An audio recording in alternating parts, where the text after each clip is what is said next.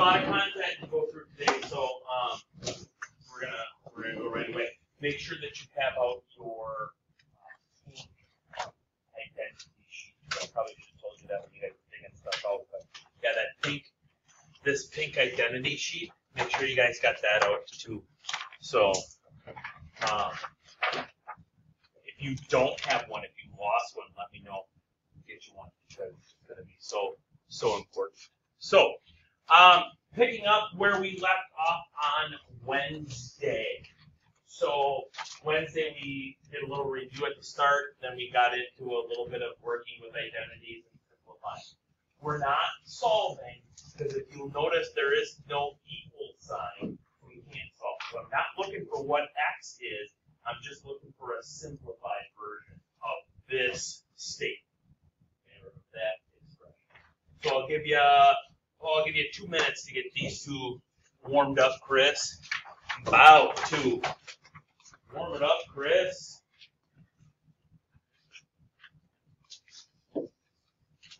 So, looking at this first one, cosine times tangent. Is there anything that I can do to make a change around cosine? No. Cosine and sine are pretty much our locks. If you see one of those, there's a straight up cosine and straight up sine, they're locked in, we can't really do anything with them. Tangent, what can I do with tangent?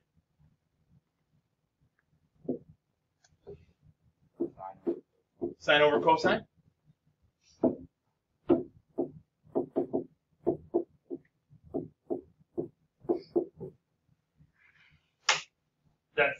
So when I multiply them on top, in my brain I get cosine sine, right? On the bottom I get cosine. But really, what cancels out? Cosines cancel out. Top and bottom cancel out. Be gone. Be gone. So I'm just left with sine.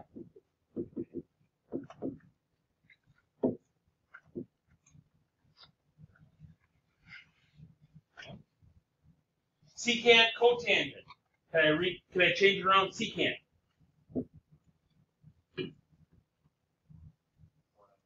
One over cosine. Can I change around cotangent? Cosine over sine.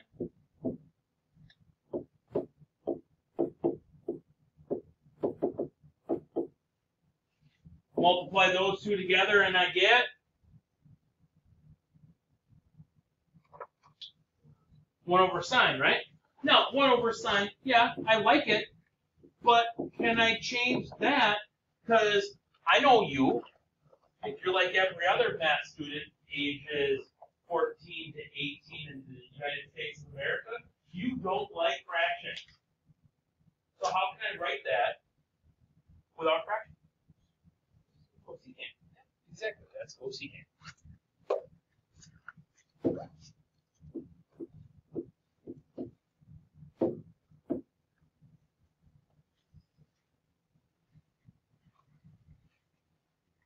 I grew up in a time, I'm going to speak for Mr. Randall, he grew up in a time where fractions were the king. Okay? We love fractions. We just doesn't probably know it. Fractions are the king. Okay? And that's it. That's all we got to do. Now, are they going to always be that easy? No. Okay? But is the process the same? Oh, yeah. Yeah, the process is still the same. Okay? So,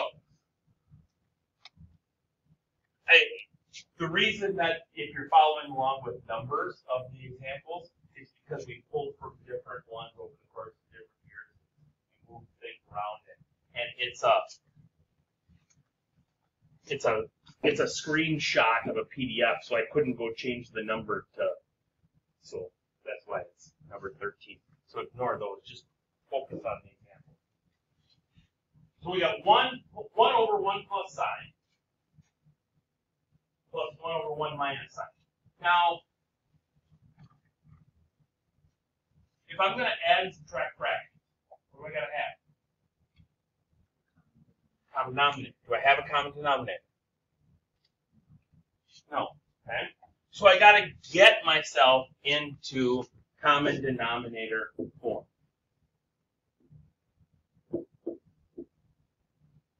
what is the common denominator going to be?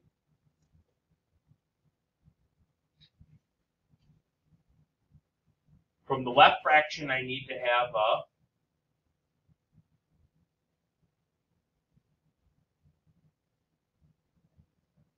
let me pause it for 1 second here. We'll go over here in a second. If I got 1/3 plus 1/2, what's my common denominator? 6. How'd you come up with 6? Just knew that it was 6 just because it was 6. Multiply it, right? 3 times 2. Okay. So I needed the 2, or sorry, I needed the 3 from the left one. And I needed a 2 from the right one. Okay? And that got me 6. Okay? Now, let's go back to trig. What do I need in my common denominator from the left one?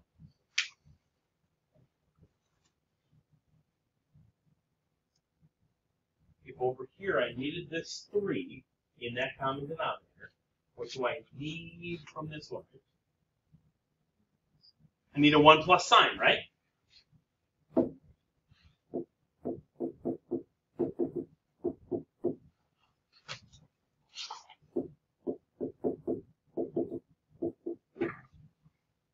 What do I need from my right one?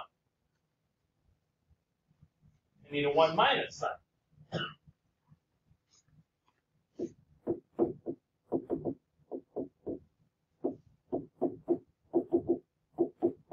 Okay? So over here it was, oops.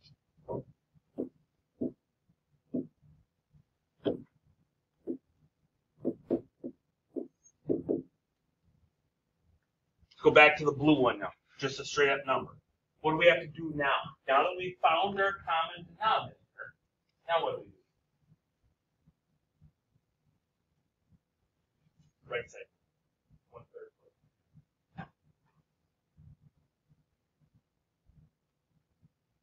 Now what do we do?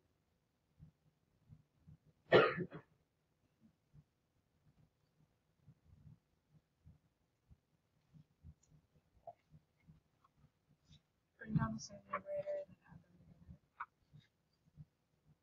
So the numerators are both 1 when I bring them down? No, you have to multiply the current thing by 2. I got to adjust those fractions, right? To figure out what I'm missing, right? So over here, what am I missing in this fraction column? Got to multiply by 2, right? Because that one is what I added to that fraction. On the other one, what do I got to multiply by?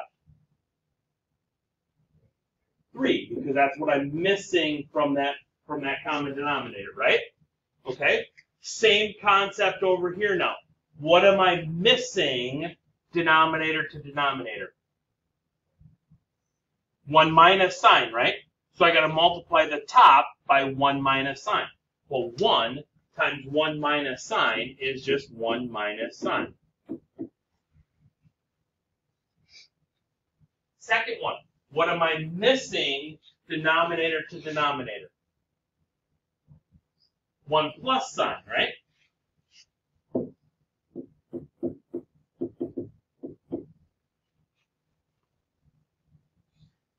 Okay. Now that we have common denominators, let me scroll down a little bit here. So now that we have common denominators, this is going to be 2 over 6 plus 3 over 6. Now what do we do in terms of that blue one over there?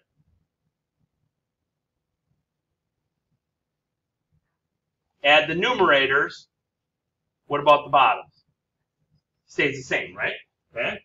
So this would become 5 over 6, right? Over here, it would be 1 minus sign plus 1 plus sign all over 1 plus sign times 1 minus sign. Right? numerator. Simplify it for me. What do you got?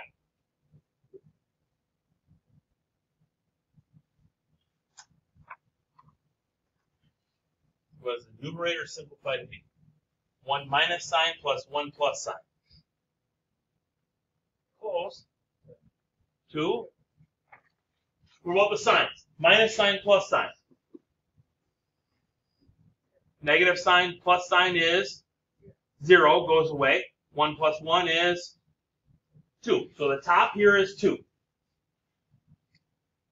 Now I can move over. Now, let's talk the bottom. What can we do on the bottom?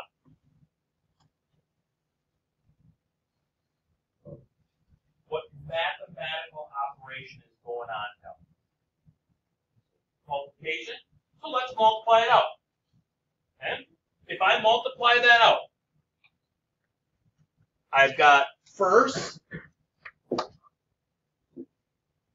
that's 1, right? That's minus sign, right? Then I've got plus sign. What's minus sign plus sign?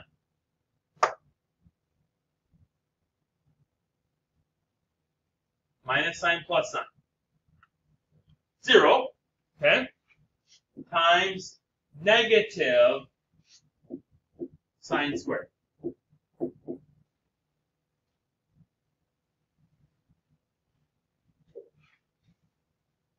Have I seen, pink sheet, wink, wink, nudge, nudge.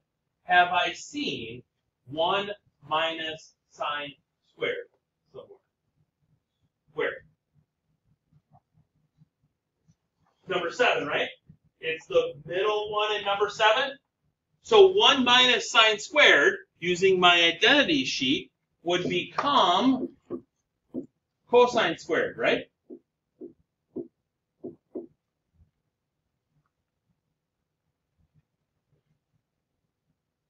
Two over cosine squared. Done, or can I go one more step?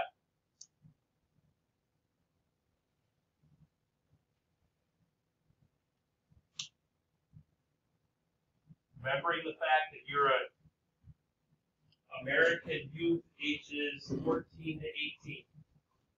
Am I done, or should I go one more step? Keep going? Okay. So it's kind of like 1 over cosine, right? What's 1 over cosine? 1 over cosine is what? Secant. So 1 over cosine squared is secant squared. So 2 over cosine squared would be 2 secant squared.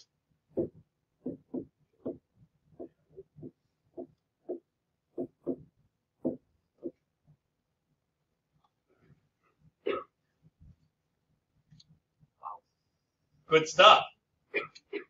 Good stuff. Now, let me erase this stuff over here. You try that one. You're going to find that you're going to be getting in your car and you want to go to Mosinee, and next thing you know, you're in Rhinelander. Okay? Can you still get to Mosinee from Rhinelander? Yeah. It's just a lot longer route. Okay? But as long as you're doing good math stuff and you're following your identities and you're not making stuff up, okay, you can do that. For walking around, I saw a couple of different ways of doing this. First way I saw was get common denominators right off the start. And that is literally leaving Wands West, jumping on the highway, and driving close. The quickest way. Okay. I also saw simplifying the secant squared over tangent fraction. I think it ends up being like 1 over sine cosine or something like that. Close to that. Okay. Doable, but that's kind of going to Rhinelander to get to Mosinee route. That's a long route. You can still get there. It's a scenic view, good scenery along the way, but not the quickest. Okay? And that's fine. Okay? That's not on you to prove this. When we test on this stuff on the 16th of February, it's not on you to do it one specific way. The onus is on us as your pre-calc teachers to sit here and follow along with your logic. Okay? And if your logic is good and we can follow along and you show all your steps, then you're good to go. Okay? Then you're just fine. And you'll get all the points. Okay? It doesn't have to be done one specific way. Okay?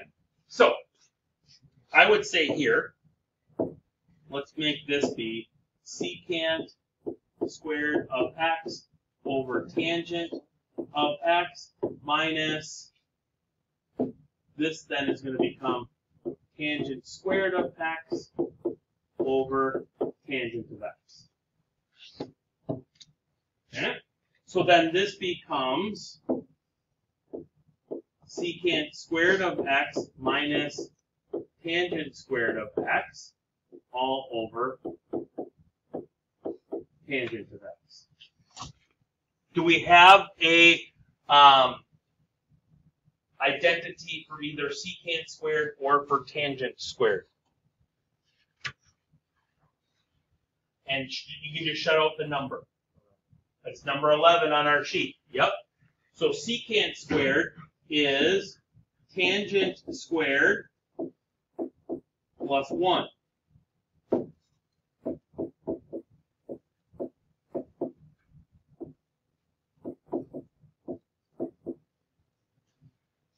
I'm going to have to scroll down a little bit here. The top there becomes then 1 over tangent.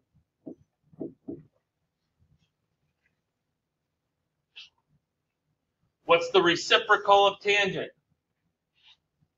Cotangent.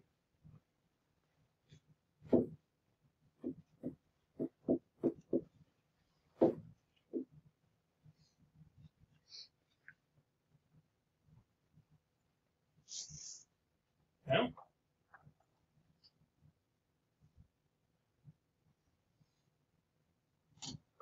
Yes, ma'am. If you scroll up a bit, why?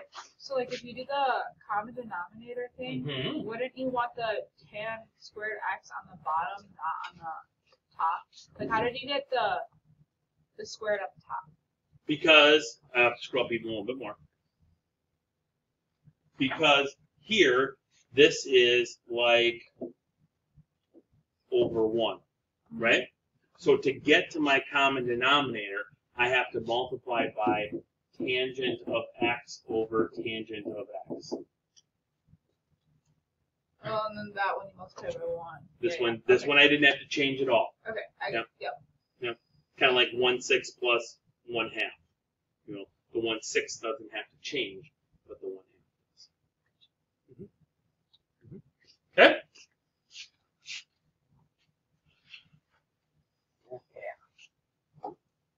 Let's do it.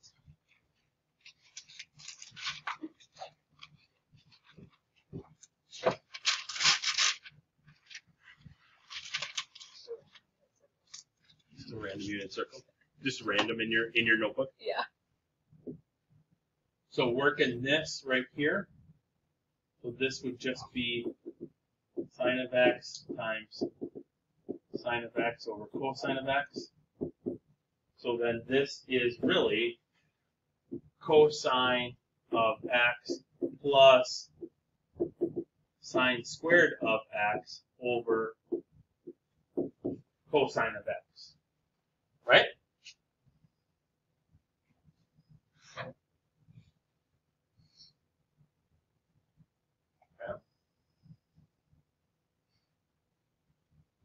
Then what? Common denominator. Okay. What is your common denominator going to be? Cosine of x.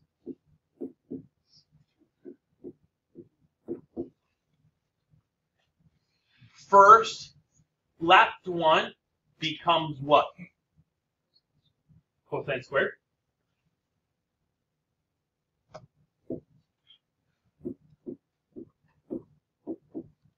anything change in this one? That stays the same.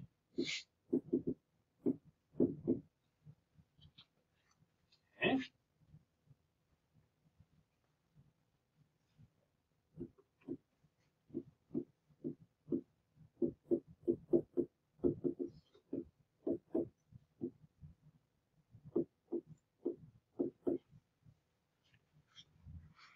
Gets me there. Numerator is how much? 1. It's the hammer, right? Okay, so that's just 1.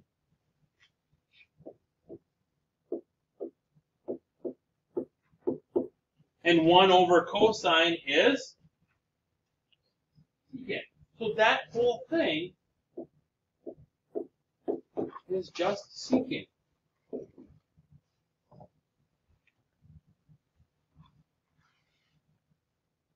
A week from today, we're going to get into where you're going to prove identities. You're going to prove trig identities.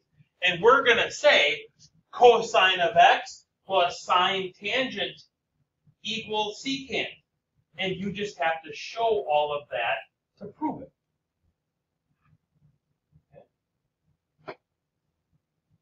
Good? I think this is a good spot just to say, let's tap the brakes. We'll pick up on this again on Tuesday. Right now, tentatively on Tuesday, we are also planning a formative. It's a quick formative. It's 2 questions. It's on half a sheet of paper. It's going to be a quick one. So I think this is a good spot. You guys got the gold sheet that you can be working on. That sheet will be collected on Thursday the 16th, the day of your test. Okay?